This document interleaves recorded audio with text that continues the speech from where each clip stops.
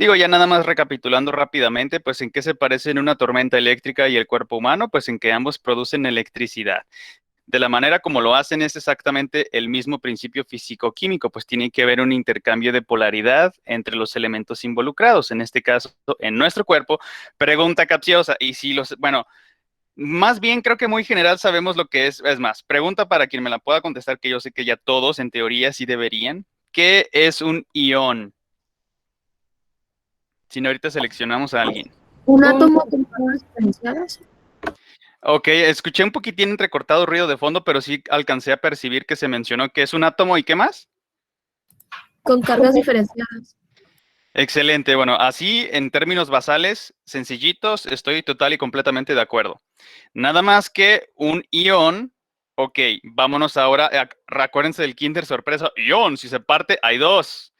¿Cuáles dos iones con sus nombres respectivos dependiendo de su carga que se esté manifestando? ¿Cómo se les llama a esos iones? Por favor. Sí, aniones o queda cationes. muy bien, ¿y cuál es cuál? Cation es positivo y anión es negativo. Efectivamente, acuérdense, por ahí les había dicho la recomendación y se las menciono de nueva cuenta para que no se les olvide. Cuando mencionemos iones, ya estamos entendidos en el sentido de que son átomos que presentan cargas desbalanceadas, o pueden ser positivos o pueden ser negativos. Para eso también los diferenciamos, tenemos un nombre particular para cada uno de ellos. Por lo consiguiente, los que presentan cargas positivas por la consonante T, que es lo que les recomendaba, que para que no se les olvide, se parece pues a un signo de más, ¿verdad? Entonces, de esa manera, los cationes son las de carga positivas y los aniones, precisamente aquellos que presentan las cargas negativas. Efectivamente, así es. Ahora, pregunta un poquito, no sé si complicada, porque en teoría en fisiología perdón, en neurofisiología se los tuvieron que haber explicado desde el comienzo, pero a ver, ¿quién me puede dar un ejemplo de un ión, catión, ojo con los términos, que esté o que esté en las altas, más, déjenme reformular la pregunta. Un catión presente en el tejido nervioso. Ahí está. Así de sencillo. ¿Quién me puede dar un catión? Calcio. Fíjese que sí, tiene toda la razón, pero ahí les va. Yo creo que sí les tuvieron que haber dicho, existen dependiendo su concentración. O sea, es totalmente cierto, no digo que no, aclarándolo desde ahí.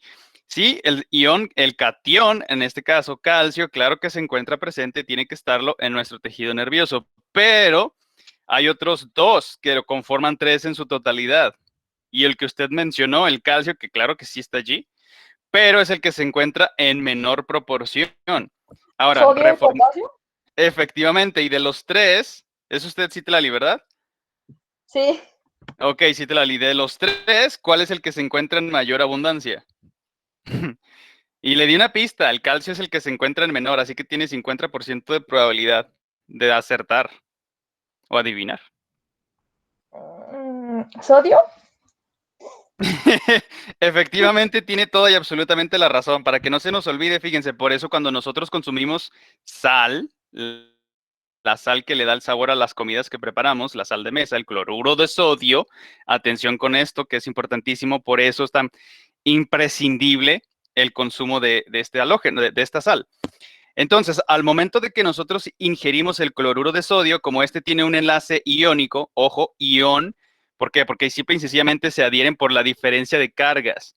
Entonces, cuando entran en un solvente, ejemplo, el agua, acuérdense que nuestro organismo, nuestro cuerpo humano está constituido principalmente por agua, pero por supuesto que interactúa con las moléculas de agua y entonces separa, disgrega el ión, atención, bueno, ahorita vamos para allá. Uno de esos que se disocian al momento de estar en contacto con el agua, pues de nuestros tejidos y todo nuestro cuerpo. Entonces se liberan los iones de sodio. Y los iones de sodio, que son los más abundantes en nuestro sistema nervioso, son principalmente los que intervienen en el proceso de la despolarización de la membrana, pero ahorita vamos para allá. Ahora, la otra pregunta, entonces, así como dijimos, el cloruro de sodio, es decir, entre paréntesis, la sal de mesa o sal común, esa cuando se disocia forma dos iones. ¿Cuál es el catión? Pregunta general. Y se acaba de decir. Vamos a El seleccionar sodio. Bueno, nuestra compañita Citlali los rescató a todos porque apenas iba a agarrar la garrita así para agarrar a alguien, pero bueno. Efectivamente, en este caso el catión es el sodio y por lo consiguiente, ¿quién sería el anión en la sal? ¿Cuáles son los dos átomos que lo conforman? El cloruro. Exactamente. Bueno, el átomo es cloro, pero como es su forma ionizada, le decimos el ion cloruro. Entonces, atención aquí, ahorita vamos, pero nada más para ver si es cierto que también todo lo estamos relacionando como rompecabezas de lo que se nos están explicando también en nuestras otras lecciones, como por ejemplo neurofisiología. Pregunta capciosa. Ok, ya nos queda claro que existen diferenciales en la presencia de cargas positivas y negativas en las neuronas. La pregunta siguiente es, entonces, ¿dónde se encuentra la carga negativa en nuestro tejido nervioso? ¿En el exterior o en las neuronas? ¿Sí queda clara la pregunta? La reformulo. Tenemos un diferencial de cargas, positivo y negativo. Tienen que estar sí o sí siempre todo el tiempo para que se puedan llevar a cabo los impulsos eléctricos. Hasta ahí creo que no hay dudas. Si no, lo reformulamos de otra forma. Entonces, la pregunta ahora es, ok, ¿en dónde se encuentra el lado positivo y ojo, no es nieve, helado, sino el sitio positivo y el sitio negativo? ¿Dentro o afuera? ¿Sí me expliqué mejor? Dentro. De nuestro cuerpo estoy de acuerdo. Es muy ambiguo. ¿Dónde? ¿Dentro de dónde o qué? Nuestro estimadísimo es el tocayo, ¿verdad? Si no, si me equivoqué, discúlpenme. Sí. Ok. A ver, dijo algo. Este, Adelante, por favor. sí soy. Muy bien, lo escuchamos, por A favor. ver, le dije que dentro, pero en el sistema nervioso, la neurona, ¿no? Bueno, no sé si lo adivinó porque me lo está preguntando, me lo está respondiendo, pero sí, efectivamente. Fíjense, otra cosa que sí, bueno, esto nada más es una recomendación, por supuesto. Digo, no tengo ningún problema con que me contesten con preguntas. Lo que pasa es que cuando uno está convencido de la respuesta, pues no lo pregunta, lo dice, adentro o afuera, en esto y el otro. Entonces, de esa manera ya se puede entonces retroalimentar. Ahora es que si tienen dudas, de repente, fíjense si ustedes les preguntasen si tuvieran su tesis o en una ponencia o lo que sea, si les hacen un cuestionamiento y ustedes responden con otro, dudando, que están así como meditándolo y dubitativos, pues no convencen. Digo, no, aquí no hay problema, estamos practicando y por eso pues estamos resolviendo las dudas y las preguntas y todo, pero es una recomendación nada más. Aunque estén incorrectos y ustedes estén seguros de que esa es la respuesta, así arrójenmela. No, pues adentro de los huesos, profe. A ver, vamos a desmenuzar por qué los huesos. A ver, es interesante. A lo mejor porque se mencionó el ion calcio. Puede ser. Entonces de ahí va surgiendo y vamos acomodando y vamos que, según yo, mi estrategia es esa, que vaya quedando todo pues un poquito más en su lugar, entendido y demás, ¿no? Pero bueno, punto y aparte. Efectivamente, entonces está la carga negativa. Ojo, el anión, es decir, el cloruro, tomando como ejemplo, por supuesto, que la sal de mesa, ¿no? La que todos consumimos todos los días. Entonces, una vez que ya se disoció, se rompió ese enlace iónico entre el cloruro y el sodio es el que queda afuera. Atención, hagan de cuenta que mi brazo que está aquí, es la superficie de la membrana de las neuronas. Y acá afuera es en donde se encuentra una mayor proporción. Bueno, lo vamos a ver ahorita nada más, de manera general. En la parte de afuera, en el exterior de la membrana, ojo, pregunta capciosa, ¿cómo le denominamos al espacio fuera del citoplasma? Que ustedes mismos me lo digan. Esto de aquí que está fuera de la neurona, ¿qué es?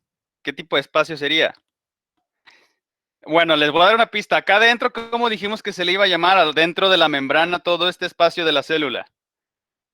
Pueden decirme tres respuestas diferentes. Intramembranal. Hay algo así, ¿no? Membranal, algo Ahí así. va. Bueno, Intermembranal. Bueno, a lo mejor porque se acordó de la mitocondria. Estoy de acuerdo, de los intermembranal. Pero ojo, aquí ya estamos hablando y la mitocondria es un organelo. Bueno, ya lo vamos a categorizar como tal, aunque ya habíamos visto y analizamos que probablemente en un pasado muy remoto pudo haber sido una bacteria de vida libre, pero punto y aparte.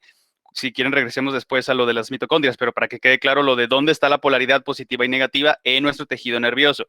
Entonces, la membrana, ojo, y dijo algo importantísimo, nada más que el prefijo lo utilizó como inter, o dijo intra, creo que intra, ¿verdad? Es correcto. Ojo, intra es el prefijo. ¿Cuál sería el sufijo? Es decir, la segunda parte de la palabra que completaría la idea de lo que estamos hablando en el interior de nuestras membranas. Si dijera intramembranal, estoy de acuerdo, pero vamos a utilizar los conceptos convencionales que todos estamos de acuerdo para que nos entendamos. Entonces, si ya tiene el prefijo intra, ¿dónde está? ¿En el tejido? ¿En el exterior? ¿En dónde? ¿El qué, perdón? Adentro. Ajá, ese es intra, estoy de acuerdo. Pero ¿qué falta? ¿Dónde? ¿Intra qué? ¿Tisular? ¿Intramembranal? Celular, Exactamente, o sea, todo lo que Celular. está dentro de la membrana, acuérdense que habíamos dicho, o se le puede conocer como citoplasma, o se le puede conocer como citosol, o también nosotros, para todas estas sinonimias que significan lo mismo para referirnos a ese espacio contenido dentro de la membrana celular o membrana plasmática, es el espacio intracelular. Así de sencillo, perfecto. Entonces, con esa misma lógica y con ese entendido, si lo que está dentro de mi membrana de la neurona es el espacio intracelular, ¿cómo se le va a llamar acá arriba, afuera de la membrana? ¿Espacio qué? Extracelular. Efectivamente. ¿Por qué? Porque está fuera de la célula, fuera de la membrana. Ya no participa, no está dentro de la homeostasis todavía de mi neurona, sino que pues está en el medio externo, en el medio intertisular, si gustan, entre tejidos. Es discutible, pero para que nos vayamos quedando claros con los términos y cómo los utilizamos y también sus prefijos y por qué les decimos así. Por eso cuando les digo, es que cuando sus tareas las entregan extratemporalmente, pues no tienen la misma calificación que aquellas que sí lo entregan en el tiempo establecido, intratemporalmente, dentro de ese espacio temporal. En el caso celular es lo mismo. Si estamos dentro de la membrana celular, pues entonces es el espacio intracelular y lo que se encuentre por su exterior, por fuera, por sobre la membrana celular, pues eso sería el espacio extracelular. Hasta ahí creo que todo claro. Ahora, pregunta capciosa para seguir avanzando. La última y nos vamos, o sea, de esta diapositiva. Entonces, con esa clasificación y diferenciación de los espacios de las neuronas, es decir, adentro y afuera, bueno, más propiamente, el espacio intracelular y el espacio extracelular, creo que no hay dudas. Pregunta capciosa, ¿dónde entonces están los aniones y dónde entonces están los cationes? ¿En el espacio intra o extracelulares? ¿Sí queda clara la pregunta? Si no, a ver, ahorita vamos con la garrita. Nuestro queridísimo, bueno, no se crea, ya le he preguntado mucho a usted, ya casi le aventaba el nombre. Bueno, vámonos entonces con... ¿Quién es la? Yasmín, Yasmín, muy buenos días, ¿nos escucha? ¿Es Yasmín o Yesenia? Espérame, no la quiero confundir. ¿Qué se está bien? Pues son los dos, ¿verdad? Sí, cierto. Sí. Bueno. Yasmín, por favor, qué bueno que contestan entonces a nuestro llamado. La pregunta para usted es, si no queda claro, otra cosa, si cuando se les cuestione no está claro, no tengan pena en preguntar, o sea, obviamente lo que nos interesa es saber si ustedes manejan la información de todo lo que se les ha estado impartiendo y se está quedando claro. Entonces, si alguna cuestión, si es un examen o lo que sea, más importantemente si es un examen, porque pues de ahí se les va a evaluar, si cualquier cuestión, imagínense que sea hablado, ¿no? Que sea oral, que sea, vamos a hacer un examen y vamos a ir seleccionando así algunos al azar y les voy a ir preguntando y pues eso va a ser su calificación. Entonces es todavía más importantísimo, más acentuado, que si cualquier pregunta no queda clara porque no está bien formulada, porque no se entendió, por lo que sea, ustedes no les dé pena. Y como dijo, profe, es que no le entendí o depende, es lo que les digo, la respuesta que los pueda salvar en toda circunstancia, pues depende, claro, dependiendo también el tipo de cuestión, ¿no? Pero bueno, punto y aparte. Entonces estábamos con nuestra compañerita Yasmín. La pregunta para usted, por favor, es, del espacio intracelular, ¿cuáles son los iones que se acumulan en mayor concentración? Y, por lo consiguiente, ¿cuáles serían los que se encontrarían en el espacio extracelular? O sea, en términos sencillos, ¿cuáles iones están dentro de la neurona y cuáles iones están fuera de la misma? Así de simple. Y es más, Pues, le vamos a dar una no, pista. Sí lo sabe, la sal de mesa. Es más, usted misma, ¿cómo dijimos que se le llamaba químicamente hablando a ese compuesto de la sal de mesa? cloruro de sodio. Excelente, estupendo, perfecto. Quedémonos entonces con esos átomos. ¿Quiénes estarían adentro de la neurona y quiénes estarían afuera? ¿Cuál de los dos? Tiene 50% de probabilidades de adivinarlo o acertarlo. Pues los de fuera serían los aniones, ¿no? Bueno, es al revés. pero para que ya no se le va a olvidar. Entonces, Sí. los aniones, o sea, los iones con cargas negativas, ejemplo, los cloruros, esos son los que se van a encontrar en mayor proporción. ¿Tienen que? ¿Por qué? Porque en el interior de nuestras neuronas siempre, indefectiblemente, o sea, inevitablemente, tienen que encontrarse con carga negativa. ¿Quiénes nos van a aportar? Los aniones. ¿Cuál principalmente? Porque consumimos la sal de mesa, el cloruro, el ion cloruro, que es negativo. Se va acumulando en el espacio intracelular de las neuronas. Por lo consiguiente, la membrana adquiere una polaridad negativa. Y por lo consiguiente, entonces ahora sí nos va a poder responder nuestra estimadísima Yasmín, en el espacio extracelular, ¿qué tipo de iones nos vamos a encontrar? Si no son aniones. Pues los cationes. Perfecto. ¿Y un ejemplo del mismo? Con lo de la sal, ¿quién sería? Ah, Ya dijo cloruro, ¿qué le faltaría para que sea sal de mesa? Y es el que está en cuenta. sodio. Exactamente, ahí está, ya lo tiene. Yo creo que para todos, y no de todas maneras, lo repetiremos de la manera que sea necesaria para que a todos nos quede claro. Entonces, recapitulando rápidamente nada más, antes de pasar a los 4 tejidos que en teoría también ya dominamos, ahorita lo repasamos. Entonces, el tejido nervioso emite impulsos eléctricos gracias a la interacción de los iones, o sea, de átomos con cargas distintas, que bien son o negativas, como en el caso de los aniones, o bien positivas, como en el caso de los cationes. Quienes siempre se van a encontrar, aquí es más, aquí está la imagen de nuestra neurona, en el interior de la misma dijimos que iban a ser ¿cuáles iones? En el espacio intracelular. Y lo acaban de decir. Aniones. Digo, los aniones. Exactamente, y un ejemplo de un anión en el espacio, porque el cloruro, efectivamente, ahí está, ya lo tienen, porque por supuesto que está de más decirles que son preguntas de examen, ¿verdad? Entonces, ya dijimos en el espacio intracelular, es decir, todo lo que está en el citoplasma, es decir, dentro, contenido en la membrana, ahí están los aniones, ejemplo, ya me acaban de decir el cloruro, y por todo el exterior, es decir, en el espacio extracelular, allí entonces dijimos que se iban a encontrar presentes siempre los cationes, o sea, los iones con cargas positivas. En mayor proporción, ojo, son 3, y esto sí es importante que lo sepamos. Ya me dijeron, bueno, ya me dijeron los 3, pues empezando desde ahí les va, porque es importante lo que les digo. Por su concentración, su nivel de concentración, cuánto se encuentra de cada uno. El de menor es el calcio, pues es el primero que se mencionó con nuestra compañerita Citlali. El segundo es el potasio, efectivamente. Ojo, todos estos que se están diciendo son cationes, o sea, son iones con cargas positivas. Y estos involucran o se encuentran activando el potencial de acción, o sea, cuando se despolariza la membrana, ahorita lo vemos. Y el tercero, el que tiene mayor proporción, es decir, en el espacio extracelular, pues sí, ya lo saben muy bien, se trata del ion sodio, el catión sodio. Entonces, una vez, ahorita revisamos eso de la sinapsis y todo con todo y animación, pero para que ahora sí ya nos vaya quedando todo estructurado, el concepto y demás. Una vez que la neurona, aquí está, por ejemplo, ¿no? Por ahí también creo que, si no mal recuerdo, nuestro estimado tocayo Felipe nos dijo que partes de una neurona, es más, vamos a preguntarle a Felipe. Muy buenos días, ¿nos escucha? Bueno, Felipe. Sí. Bueno, excelente. Por favor, ¿nos puede recordar cuáles son los componentes anatómicos de una neurona? Aquí lo tienes más. Nada más díganos, ¿qué son todas estas? ¿Atómicos? No. Elementos anatómicos, no átomos de constitución química. Es decir, la forma de una neurona, ¿cómo la conocemos? Esas son las dendritas, ¿no? Ok, excelente. Las ramificaciones que se encuentran, ojo, las prolongaciones de su membrana, esas son las dendritas. Ahorita lo vemos más detenidamente, pero para que nos vayamos adentrando.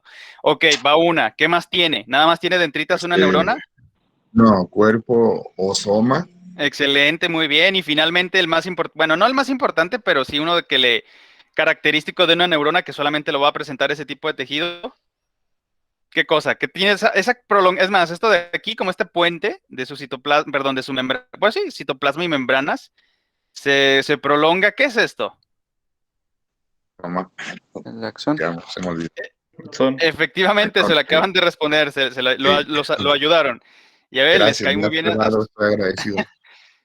Perfecto, ahí está. Ahora, ahí nada más recapitulando, pues una neurona se va a constituir principalmente por sus dendritas, o sea, todas estas ramificaciones que se encuentran alrededor de su citoplasma, y una, se puede, estrictamente hablando, es una dendrita gigantesca, pero bueno, para no decirle así, le conocemos o le determinamos, pues ese es el famosísimo axón. Ahora, por ahí también les había platicado, y atención, que así se les puede venir en el examen, ¿eh? Que es parte de la neurona, y si dice cilindroeje, atención, por favor, eso también es una sinonimia. Si no dice axón y dice cilindroeje, son la misma cosa, así que cuidado con eso, por favor. Obviamente lo hago para ponerlos a pensar, porque las demás no van a tener sentido, que si miocito, que si sarcómero, pues obviamente nada de eso tienen las neuronas. Entonces nada más ahí para que se vayan dando una idea, y obviamente no me interesa reprobarlo, sino que vayan dominando los conceptos. Entonces, bueno, ya sabemos muy bien las tres componentes principales de nuestras neuronas, nada más neuronas. Dendritas, ok, ¿dónde se adhieren o dónde están las dendritas en el cuerpo? O sea, en el soma de la neurona, pues todo esto, lo que prácticamente podríamos considerar el citoplasma o el espacio intracelular, es lo mismo. Y el tercero y último, que es precisamente el que las caracteriza por tener su axón, es esa estructura, esa prolongación del citoplasma y de sus membranas. Entonces, ese axón, hagan de cuenta que funciona como un puente, porque una vez que se despolariza la membrana, atención, a ver, pregunta rápida y capciosa, ¿qué significa despolarización? ¿Quién me la puede contestar? Es más, vámonos por partes, como dice Jack el Destripador, vamos dando pistas. ¿Qué significa una polaridad? Por ejemplo, ¿por qué decimos que nuestro planeta tiene polo norte y polo sur? Para que lo vayan relacionando. ¿Qué es un polo? Bueno, por cuestión de tiempo rápidamente, es un extremo. Hablando de geografía, si yo digo, no, pues te encuentras en el polo opuesto, estoy hablando que estás, por ejemplo, las antípodas, bueno, no sé si habían escuchado el término antípoda, anti en contra de o antiparalelo. Rápidamente, bueno, los filósofos griegos clásicos consideraban que, ojo, y esto es importantísimo también, digo, como cultura general, se cree la leyenda de que los europeos medievales se creían la historia de que la Tierra era plana, cuando es totalmente falso. Esa es una leyenda realmente, porque desde el siglo IV, atención, antes de Cristo, ya se sabía y se conocía perfectamente que nuestro planeta era un cuerpo redondo. No esférico totalmente, pero sí era algo que se le podía dar vuelta, en términos sencillos. Entonces, los filósofos clásicos consideraban, bueno, si nuestro planeta, nuestro mundo donde habitamos es algo redondo, por lo consiguiente debe de existir un punto contrario exacto donde nosotros nos encontramos parados. ¿Qué quiere decir eso? Por ejemplo, ellos tomaban una naranja y decían, así como la naranja tiene dos polos, tiene dos sitios opuestos, uno en la parte superior y otro en la parte inferior, así como nosotros, si estamos de pie en la parte superior, debe de haber personas que habiten en la parte inferior que también estén de pie. Todos nuestros pies se encuentran de forma antiparalela, por eso se le conoce como las antípodas. Pues podas precisamente del término griego que significa extremidad o pie o pata o lo que ustedes gusten y quieran. Y las antípodas son precisamente la contraposición de cuando nosotros estamos en un hemisferio y de repente en el hemisferio opuesto, pues tiene que haber el ecúmene. El ecúmene es el espacio habitado de nuestro planeta. Entonces, digo, para no revolverlos con tantos términos, pero es para que se vuelvan cultos. Entonces, las antípodas, de la misma manera, son polos opuestos. Entonces, en química, si tenemos diferencias de cargas, los que se encuentren en el mayor lado positivo es un polo. Los que se encuentren en mayor carga negativa es el polo opuesto. No, por lo consiguiente, ellos, los que sean todos positivos, van a estar en su en su asunto. Y todos los que tengan cargas negativas van a estar también en el suyo, en el propio. Y cada uno hace su polaridad. Por ejemplo, inclusive para que quede ya más claro y entendido, cuando hablamos de política, que supuestamente que es que el país está, en Estados Unidos, ahí sí, para que vean, ahí sí se encuentra polarizado. ¿Por qué? Porque están aquellos que apoyan el actual candidato, bueno, ya es presidente, el Joe Biden, y aquellos que seguían apoyando pues al otro fulano, ¿no? Vamos a decirle al Trump, al trompetas. Y entonces ahí siguen teniendo muchísimas fricciones, muchos desacuerdos, desavenencias, ahí sí hay polaridad. Acá no, la mayoría apoyó o apoya a nuestro presidente, nos guste o no, pues él es el que está, es el mandatario a cargo. Y tenemos que hacerlo mejor para que a todos nos vaya bien, no nada más porque tenemos que despotricar y decir, es que no sé qué, y es que el mejor antes, y bla, bueno, etcétera, eso es política, ¿no? Pero eso es polaridad. Ahora, regresando y ya con todo, cerrando los globitos, o los Kinder Sorpresa, los aventamos para allá, en donde deben de estar en su baúl, y regresamos entonces con nuestros tejidos. Ahora, de la misma manera, entonces, cuando decimos una destrucción, y ahora hay que pegarle vamos a agarrar otra vez polaridad. Despolarización, ¿qué significa? Con todo lo que se acaba de decir, ¿qué quiere decir eso? ¿Quién me lo puede decir? Digo, no sé si me expliqué o si quedó claro, si no lo repito con algo más sencillo. Que Si la no, hace como neutra, ni positiva ni negativa. fíjese que es un término bastante interesante. Sí tiene razón, porque sí hay un intercambio. Ahora, rápidamente nada más, para que nos quede claro y aclaramos y decimos el por qué sí y por qué no, lo que nos acaba de compartir, que en realidad es verdad. Haga de cuenta que si yo tengo vámonos de nueva cuenta con los polos opuestos. Si yo tengo, ya saben, nuestra barrera, que es nuestra membrana de la neurona, si por afuera yo tengo puros positivos y si adentro conmigo yo tengo puros negativos, pues tenemos una polaridad. ¿Por qué? Porque yo soy negativa, afuera es positivo. Hasta ahí creo que todo claro. Entonces, si existiese un cambio, pierdo mi polaridad. ¿Por qué? Porque ya no estoy negativa. Ya estoy permitiendo que los de afuera me cambien la polaridad a positiva. Hasta aquí no sé si está quedando claro. Hagan de cuenta, es como si yo soy blanco y acá es negro, pero yo siempre soy blanco, soy un racista, soy un supremacista blanco, y de repente me cambio al negro y ya no soy un racista, ya digo, pues está padre, ¿no? Los chocolates también son buena onda. Entonces, vuelvo otra vez al supremacismo blanco, regreso a mi polaridad inicial, pero de repente, pues no sé, me junto en fiestas con personas de color y por lo consiguiente me caen bien, cambio la polaridad. Entonces me despolaricé, ya no soy únicamente de un solo lado, ya tengo diferente, ya soy diferente, ya soy inclusivo, por decirlo de una manera socialista, como sociología. Términos sencillos, despolarización significa perder o ya no tener la polaridad inicial. Ojo, atención, pero la tiene que recuperar porque si no, entonces nuestro tejido nervioso ya no sería funcional. Se despolariza y ya no se vuelve a polarizar y se quedó, se acabó, ya no percibe más estímulos, ya no puede enviarlos, ya no sirve. No puede ser el caso. Por eso cuando se despolariza, se le quita, se le cambia su negatividad. Hagan de cuenta que yo estoy todo negativo, todo enojado, todo, o lo que ustedes gusten y quieran y prefieren y relacionen con negatividad, o estoy todo deprimido, y de repente me hacen una fiesta y pues me alegran y me animan y por lo consiguiente cambia mi polaridad, me despolaricé, ya no me encuentro en mi estado de ánimo inicial. De la misma forma las neuronas, todas tienen que estar negativas en su espacio intracelular, es decir, en su citoplasma o dentro de su membrana. Es una carga negativa.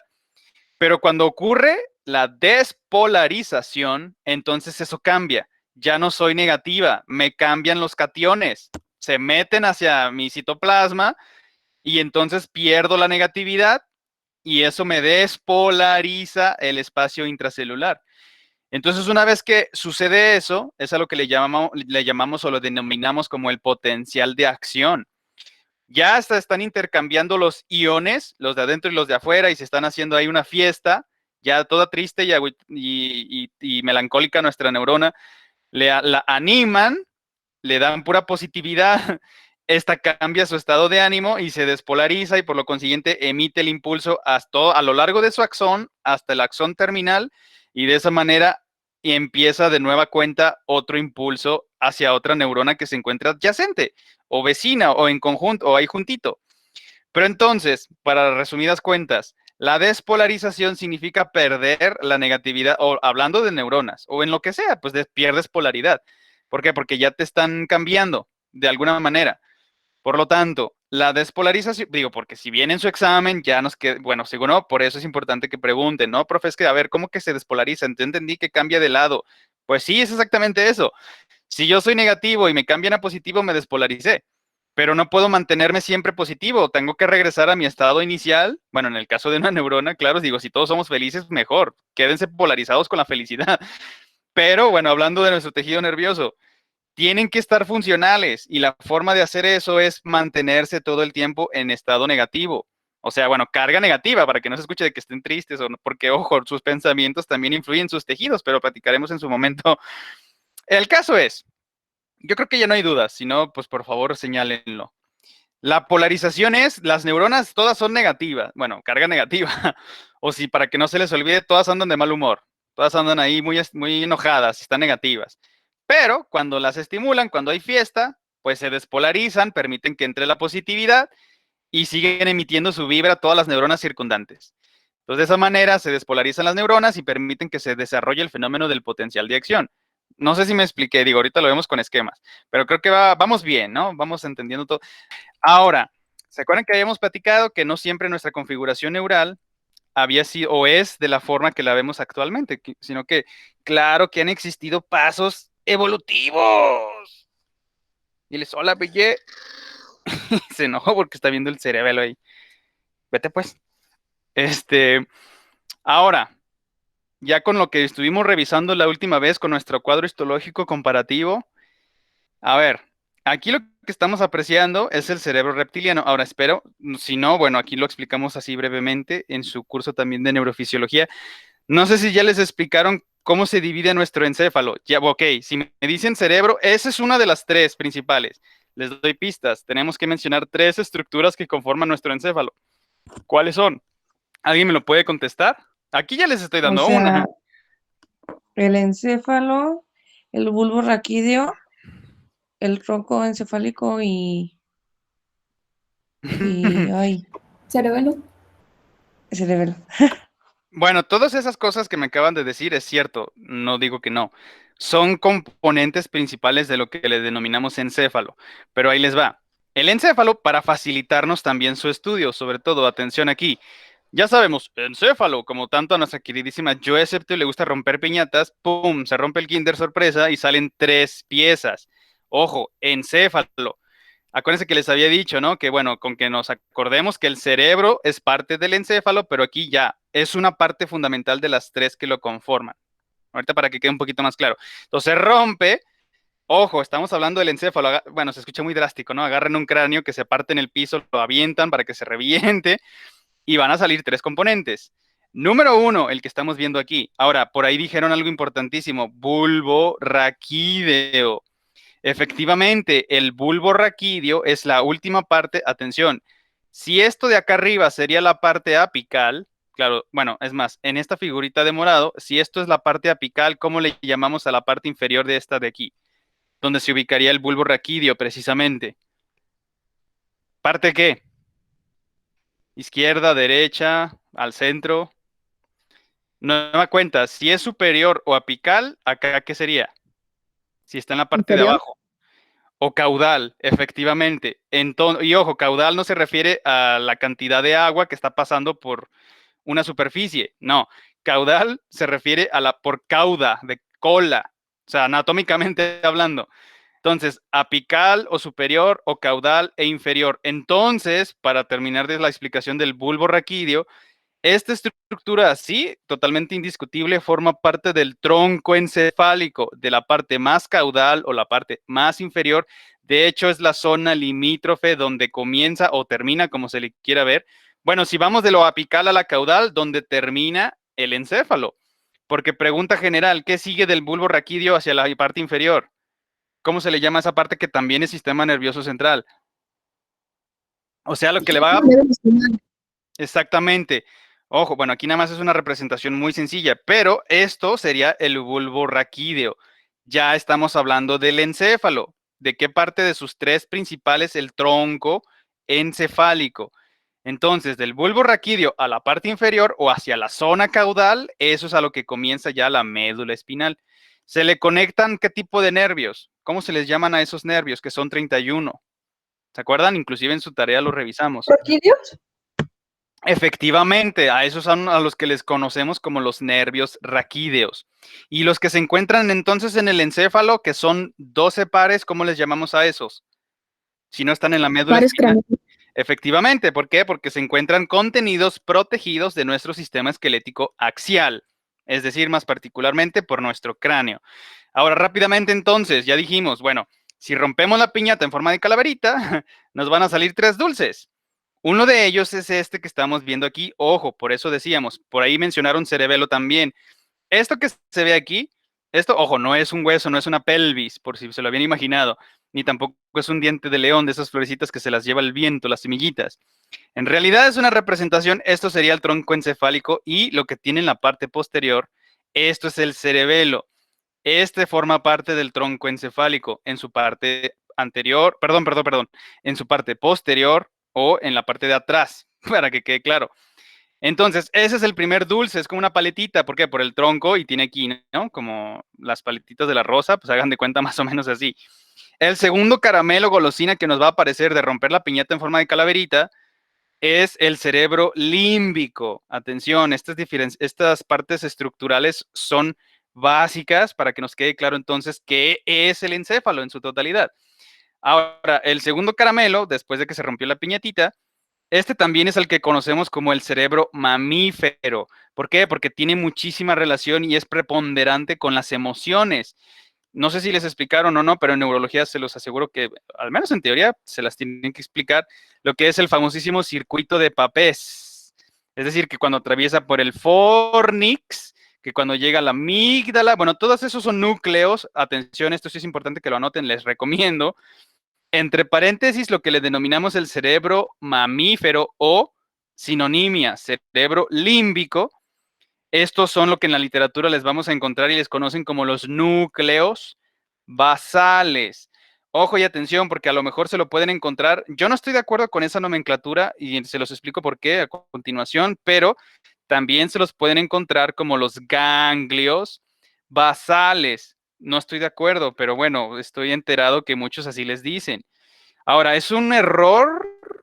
¿Por qué razón? Porque un ganglio es una agrupación de cuerpos de somas de neuronas y se ubican fuera del sistema nervioso central. Por esa simple justificación, a mí no me gusta decirles ganglios porque estamos hablando del sistema nervioso central. De aquí, pues, ¿de quién más? Del encéfalo. Pero hay autores, hay literatura por allí que pulula, que es muy buena, ¿eh? Inclusive el Guyton dice ganglios basales. Yo no lo comparto por la explicación que les acabo de decir. Pero por si se lo topan, no se confundan, son exactamente las mismas cosas. Acuérdense de las sinonimias. Si se lo encuentran como ganglios basales, que de hecho en Guyton así lo menciona, está bien, digan, ok, es lo mismo que el cerebro mamífero, es lo mismo que el cerebro límbico y es lo mismo que los núcleos basales. Fíjense nada más, parecerían cosas distintas, pero son distintas palabras para referirnos a la misma cosa, son sinonimias. Atención con eso, por favor, porque para que no se me confunden y no me los vayan a chamaquear. Entonces, la última, y esta sí la saben, estoy segurísimo. Si rompemos nuestra piñata con forma de cráneo, ya salieron 2 golosinas, nos falta una tercera y última que ya conocen. La primera, recapitulando, es, qué torpe. Fíjense nada más, tengo dislexia hasta con el movimiento de los dedos. Pero bueno, el primer caramelo, cerebro reptiliano. Ahora, pregunta capciosa, ¿por qué se le dice cerebro reptiliano? ¿Acaso le salieron escamas, le sale lengua bífida o por qué? ¿Qué tiene de reptil? ¿Por qué se le llamará así? ¿Alguien me puede dar una idea? Ahí dice que por instinto, entonces yo imagino que es porque los animales tienen instinto, los Porque son, reptiles y eso. efectivamente, fíjese qué buen observador es, así es, tiene toda la razón.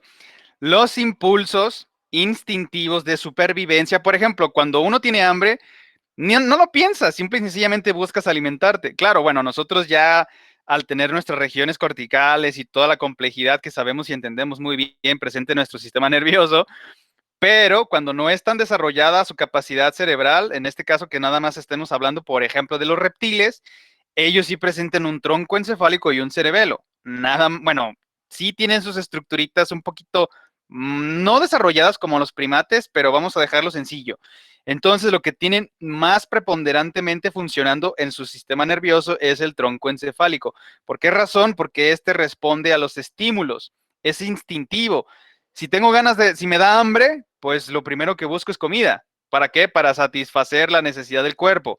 Si tengo la urgencia de reproducirme, pues busco pareja para hacerlo, la época de apareamiento, y son instintos. Simple y sencillamente, no los piensan, no los reflexionan, los actúan. ¿Por qué? Porque son estímulos que están recibiendo y son respuestas en consecuencia. es muy básico. Nosotros también tenemos, pues, precisamente nuestro tronco encefálico, por eso le denominan el cerebro reptiliano. También nos gobiernan, claro, ya cuando pensamos, no, bueno, pues, no sé, sí me gustaría comerme esa torta ahogada, por ejemplo, pero pues estoy en un régimen alimenticio porque lo que me interesa es tener, por ejemplo, ¿no? Un físico de determinada manera. Por esa razón lo pienso y ya no sigo el instinto de quererme atiborrarme de esa torta, por ejemplo. Pero un animal no lo va a pensar así porque ni siquiera piensa, pues, para darle ahí un contraste. Entonces, el primer caramelo que salió de nuestro cráneo, de nuestra piñatita de calaverita, el cerebro reptiliano. Y como nos comentaba perfectamente bien nuestro compañero Tocayo, pues sí, es más el instintivo. Ojo, no significa que nosotros no tengamos instintos. Claro que los presentamos y claro que los sentimos. Pero una vez procesados decimos, bueno, pues sí, mejor sacrifico ese gustito al cuerpo para posteriormente verlo a futuro y tener un cuerpo más atractivo, más llamativo, que me sienta más a gusto con él, ¿no? Por ejemplo, nada más. Segundo caramelo, el cerebro límbico, es decir, el más emocional. Por eso aquí es en donde se encuentran las famosísimas recompensas a estímulos, que si algo los hace sentir bien, que si liberan serotonina, endorfinas, es precisamente este mecanismo de esta parte de nuestro encéfalo, que es a lo que le denominamos el cerebro mamífero, el que ya desarrollamos una emoción, una conexión emocional. Por ejemplo, como nosotros somos seres gregarios, o sea, de que nos gusta estar conviviendo con otros de nuestra misma especie, por eso hacemos una sociedad, por eso hacemos asentamientos, ciudades, etcétera. De esa razón, nosotros estamos generando lazos emocionales con nuestros congéneres. Es una característica del cerebro primate. O, bueno, más particularmente también del cerebro mamífero. Los reptiles no desarrollan ese tipo de lazos emocionales. Por ejemplo, en el caso, bueno, me podrían decir, profe, pero ¿y las mamás cocodrilos cuando agarran a sus crías y se los llevan y no se los tragan y los dejan en el agua? Pues sí, pero es instintivo. Eso es para que se prosiga la siguiente generación. No es de que sienta bonito porque se los está llevando, sino porque lo tiene que hacer. Es parte de su instinto para que las siguientes generaciones de cocodrilos, porque una vez que alcanzan cierto tamaño, claro que son caníbales y se los devoran. Se les acabó lo muy maternal y ahora sí sigue el instinto, tengo hambre, pues aquí tengo la primera fuente de alimento y me lo como. Entonces, no, es totalmente distinto cómo funciona el cerebro reptiliano del cerebro mamífero, que ahí sí ya tenemos esa asociación emocional. Y finalmente, que si lo vieron, ¿cuál sería el último caramelo que salió de nuestra piñata en forma de calaverita? Que forma el encéfalo. Si lo saben, ¿qué falta arriba? El cerebro. Efectivamente, o lo que decíamos que conocemos como la neocorteza, o bueno, neocórtex, si lo quieren decir latinizado. Ahora, es allí donde se procesa la información de una manera muchísimo más complicada, más elaborada. Por esa razón decimos que gracias a nuestra corteza, es decir, a nuestro cerebro, ya coloquialmente hablando, esto en azul, eso es únicamente el cerebro. Para que por eso les decía desde el comienzo, yo creo que ya nos queda claro. Todo lo que conforma el encéfalo no es cerebro. Únicamente la última porción, que es a lo que le denominamos la corteza, con sus respectivos 4 lóbulos. La que se encuentra inmediatamente debajo de la corteza, que bien en la literatura se lo pueden encontrar como las estructuras atención, y no es la sub-17, ¿por qué? Porque no es la selección nacional oficial, es la sub que se encuentra por debajo. De la misma manera con nuestra anatomía. Tenemos el cerebro y las estructuras subcorticales, es decir, inmediatamente en la parte inferior de nuestra corteza, de nuestro cerebro propiamente. Ese es el cerebro mamífero. Y el que le continuaría, el más básico, el más fundamental, el instintivo, ese es el tronco encefálico. Entonces, conjuntando las tres piececitas, las volvemos a meter a nuestra piñatita de calaverita o nuestro Kinder sorpresa, encéfalo.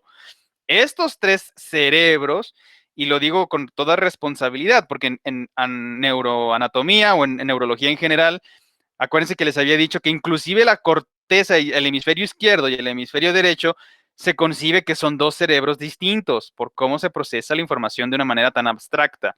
Por eso aquí decimos, resumida cuenta, la palabra racional. Gracias a nuestra corteza tenemos la facultad de ser seres racionales, o sea, reflexivos, que tenemos capacidad, en teoría, ¿no? Porque de repente por ahí pues se parece todo lo contrario, pero bueno, punto y aparte. Entonces, una vez que se vuelve a contener en nuestro cráneo, todo esto, ya se dieron cuenta, todo esto no es el cerebro, nada más la parte superior, la parte apical, donde se encuentran las circunvoluciones, donde están los lóbulos. Debajo del cerebro, el cerebro límbico, o entre paréntesis mamífero, más relacionado con las respuestas a los estímulos de recompensa por alguna acción que nos libera serotonina, el famosísimo cerebro emocional o el cerebro mamífero o límbico. Y debajo del mismo, de estos dos de la parte superior, tanto el límbico como el córtex, es allí en donde vamos a encontrar lo más instintivo, lo más básico, lo más animal, entrecomillado, que es el tronco encefálico, que de hecho, y dicho sea de paso, precisamente allí es en donde se gobierna el sistema nervioso autónomo. O sea, el que nosotros no tenemos injerencia, no tenemos ningún tipo de, bueno, dependiendo, ¿no? De los estímulos que percibamos, porque si de repente vemos a alguien, vamos a suponer el caso, ¿no? De que un muchachón ve a una muchachona que le gusta muchísimo, inevitablemente va a ocasionar y desencadena una reacción fisiológica. Acuérdense del instinto de que, ay, me quiero reproducir. ¿Y quién es el que gobierna? El tronco encefálico. ¿Por qué? Porque es un instinto primitivo. Es muy, no es despectivo como lo digo, es muy animal, pero porque es parte de nuestra naturaleza. Ya el acercamiento y la interacción que se tenga, pues ya es otra cosa, como inclusive las aves cortejan a sus parejas, pues hacen bailes o tienen un plumaje muy llamativo. De la misma manera, pues también es el mismo juego del cortejo en el caso de los primates o en el caso de los seres humanos. Pero era un ejemplo nada más para que se dieran cuenta que nosotros no tenemos injerencia. O sea, si yo quisiera, por más que si me encanta, por ejemplo, otra persona, no lo puedo ocultar. Simple y sencillamente mi cuerpo reacciona a eso. No sea porque de que cálmate, no digas tonterías, no estés, no sé, no respondas de maneras que se den cuenta que estás alterado emocionalmente. A veces es imposible, claro, si tienen un control perfecto sobre, y fíjense, creo que esto sí se los había compartido, si no se los comento, existe una persona que se llama Wim Hof, Wimhof, su apellido.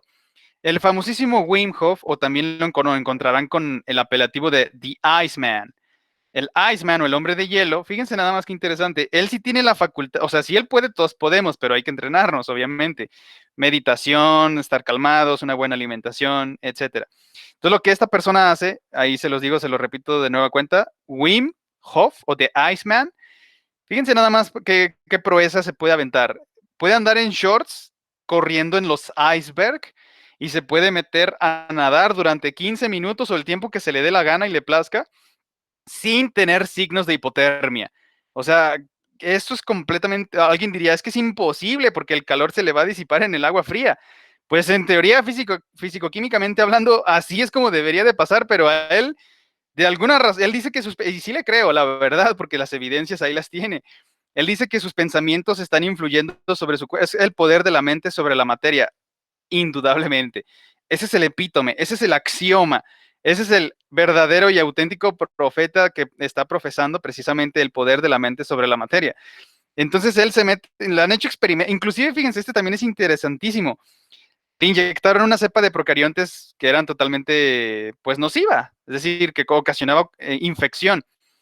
Entonces él, con su meditación y de alguna manera le dijo a su sistema inmunitario, neutraliza esos procariontes.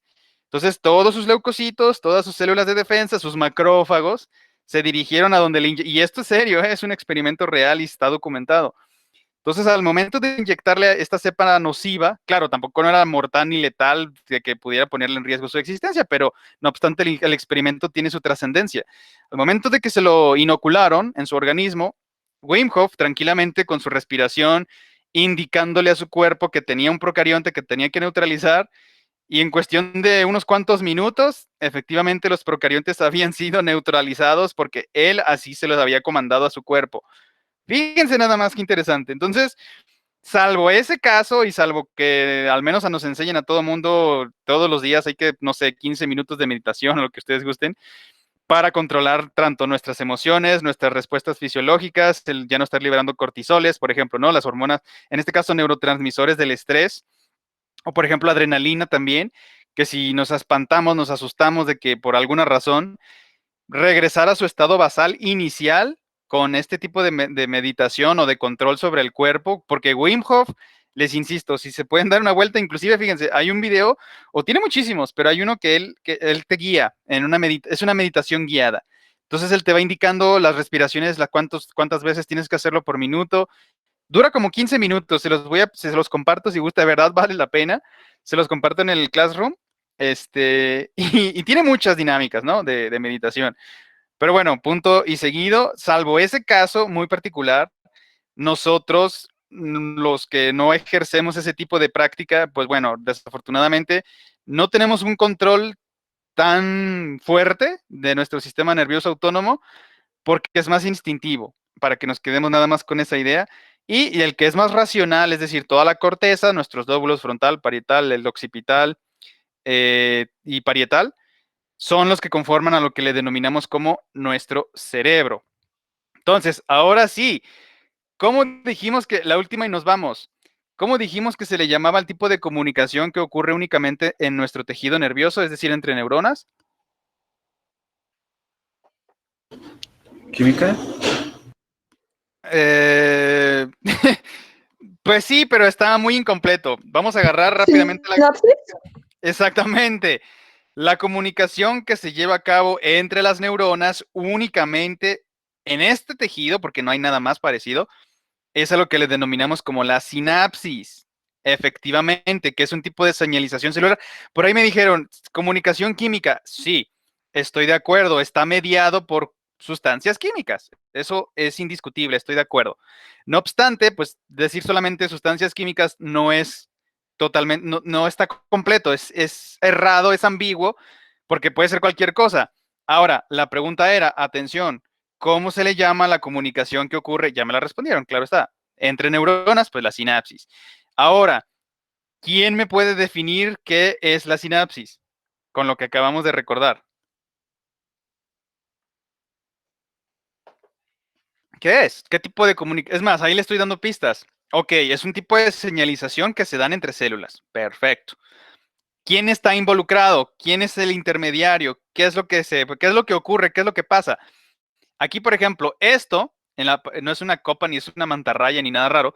Simple y sencillamente es una representación del axón terminal de una neurona. Si se fijan, a ver, vamos a recapitular. ¿Cómo dijimos que se les iba a llamar a las estructuras que se encontraban en el espacio intracelular, que estaban rodeados de una membrana, así como la membrana plasmática, y que su principal función era el almacenamiento de sustancias químicas? ¿Cómo le dijimos que se llamaban a esas estructuras? Y si lo saben. ¿Vacuolas? Efectivamente, ok, vacuolas. Ahora, cuando la vacuola es más chiquitita, ¿cómo dijimos que se le iban a llamar? Vesícula. Efectivamente, la vesícula es el tamaño más chiquito de la vacuola. En este caso, lo que estamos apreciando son vesículas que están conteniendo, ojo, y estamos hablando de neuronas, este tejido nervioso. ¿Qué es lo que contienen estas vesículas para que se comuniquen con otras neuronas? Neurotransmisores. Efectivamente, esas sustancias químicas que estimulan o no, que promueven o no la despolarización, atención con los términos, la despolarización de la membrana de las neuronas, son sustancias químicas. Por lo consiguiente, con todo esto que me acaban de explicar y comentar y compartir, ¿cómo armamos entonces el concepto del fenómeno de la sinapsis? ¿Qué creen que se imaginan ustedes que lo podamos definir con todo esto que me acaban de compartir? Que es cierto, todo eso es sinapsis. ¿Cómo lo ponemos en palabras? Sustancias químicas, neuronas, ¿qué más se dijo? Señalización celular, parácrina tal vez, no lo sé. ¿Cómo se les imagina? Digo, ya para ahorita dejarlos ir a su receso.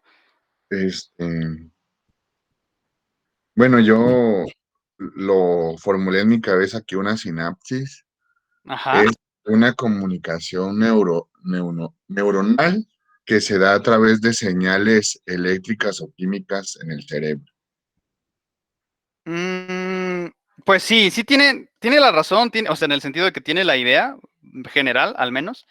Ahí les va. Así de sencillo es como vamos a definir qué es la sinapsis. Número 1, es un tipo de comunicación muy especial que únicamente nos vamos a encontrar en el tejido nervioso. Digo, hasta ahí yo creo que todos de acuerdo. Por lo consiguiente, la unidad fundamental del tejido nervioso son las neuronas. También eso es indiscutible, innegable. Entonces, las neuronas, es decir, las células que conforman el tejido nervioso, para comunicarse entre ellas, así como todas y cada una de las células que se encuentran en nuestro cuerpo, también se comunican por sustancias químicas, pero como estas son tan particulares, son tan especiales, Por eso les denominamos con el nombre de neurotransmisores. Ojo, entre paréntesis, siguen siendo sustancias químicas. Eso sí nos tiene que quedar claro. Pero como se dan únicamente en el tejido nervioso, por eso le damos el prefijo neuro y transmiten información, transmiten en una respuesta, en este caso, nuestro tejido nervioso. Por eso es un neurotransmisor. Ahora, ¿qué ocurre con los neurotransmisores? Perfectamente bien lo que estamos apreciando aquí con la vesícula que se encuentra en la neurona presináptica, es decir, la que todavía apenas está comenzando el fenómeno de la sinapsis, está antes, un paso previo, y la que está recibiendo los neurotransmisores con sus receptores de membrana del axón terminal. Bueno, atención, para no confundirlos, la comunicación entre neuronas se puede dar, claro, siempre se van a secretar por parte del axón los neurotransmisores, o sea, las sustancias químicas.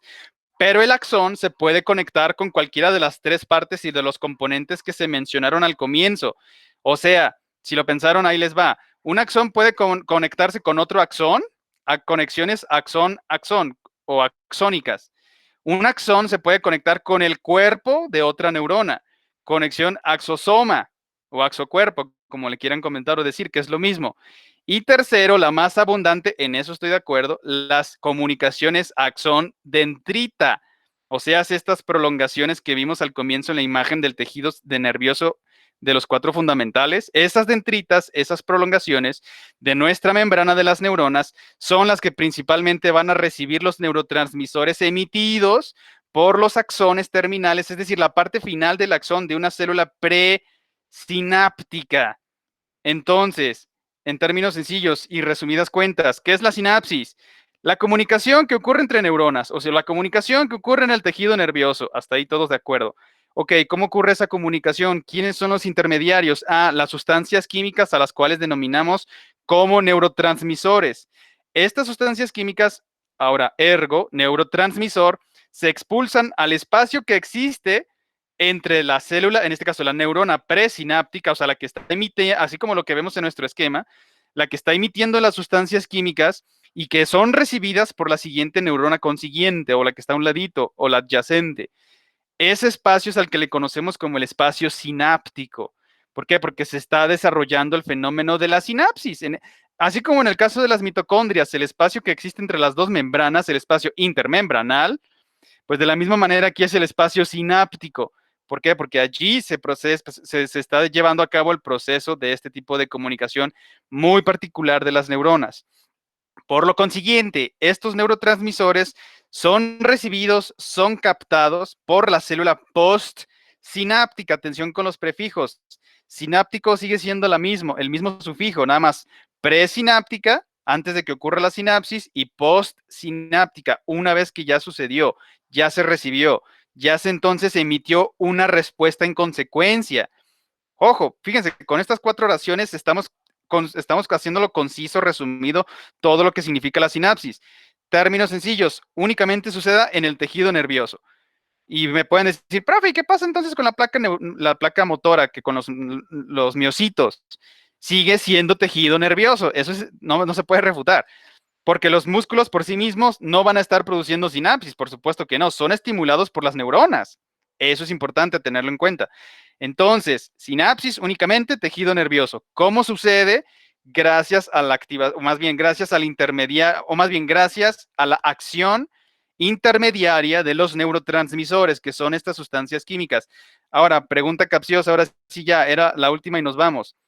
¿Cómo se les llama a los neurotransmisores que permiten, ojo con los términos, la despolarización de la membrana? ¿Y cómo se les llama entonces a los neurotransmisores que no permiten que la neurona se despolarice? ¿Cómo se imaginan que se conocen a este tipo de neurotransmisores? Solamente hay de 2 tipos. Exactamente. ¿Cuál sería el excitador? Me fomenta ¿qué cosa? Lo que se acaba de decir. ¿Qué pasa en la membrana cuando hay intercambio de iones? Cuando se pierde su polaridad. Cuando está polarizada es que está negativa. Cuando se le cambia la polaridad, ¿cómo dijimos que se le denominaba ese fenómeno? Despolarizar. Exactamente. Entonces, si el neurotransmisor recibido es excitatorio o excitator, o el que me promueve, en este caso, la despolarización de la membrana, entonces cae en la categoría de un excitador. Y el caso contrario, si esta sustancia química no me fomenta la despolarización de la membrana, es decir, quiere que siga polarizada, es decir, que no se muevan sus iones del interior al exterior ni viceversa, entonces a ese neurotransmisor le denominamos como un inhibidor. Solamente hay estos dos, o excitan o inhiben, y se acabó. En este caso que estamos apreciando con nuestro esquema, llega el neurotransmisor y recibe el mensaje la célula postsináptica y emite entonces este impulso eléctrico, que es a lo que le denominamos el potencial de acción. ¿Qué tipo de neurotransmisor sería? ¿O promueve o no? ¿Qué está haciendo? Pregunta general, o selecciono a alguien.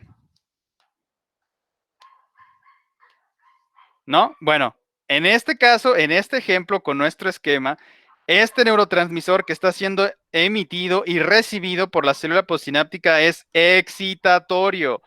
Es decir, me está promoviendo la despolarización de la membrana. Por eso se están produciendo los impulsos eléctricos, debido al intercambio que existe entre el espacio de la neurona en el espacio intracelular, que es de carga negativa, con los cationes que se encuentran en el exterior. Esta diferencia de las cargas es lo que me genera el impulso eléctrico. Por lo consiguiente, un neurotransmisor que sea excitatorio me va a fomentar siempre todo el tiempo la despolarización de la membrana en las neuronas. Hasta aquí no sé si tengan alguna pregunta. ¿Queda claro todo bien? Sí. Todo bien. Todo bien.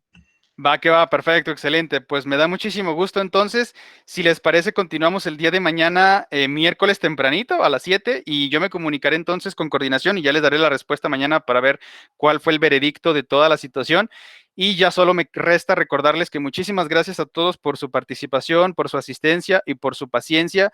Y cuídense mucho. Nos estamos viendo entonces mañana temprano. ¿Sale? Gracias. Sale, nos vemos. Que estén muy bien. Cuídense. Hasta pronto.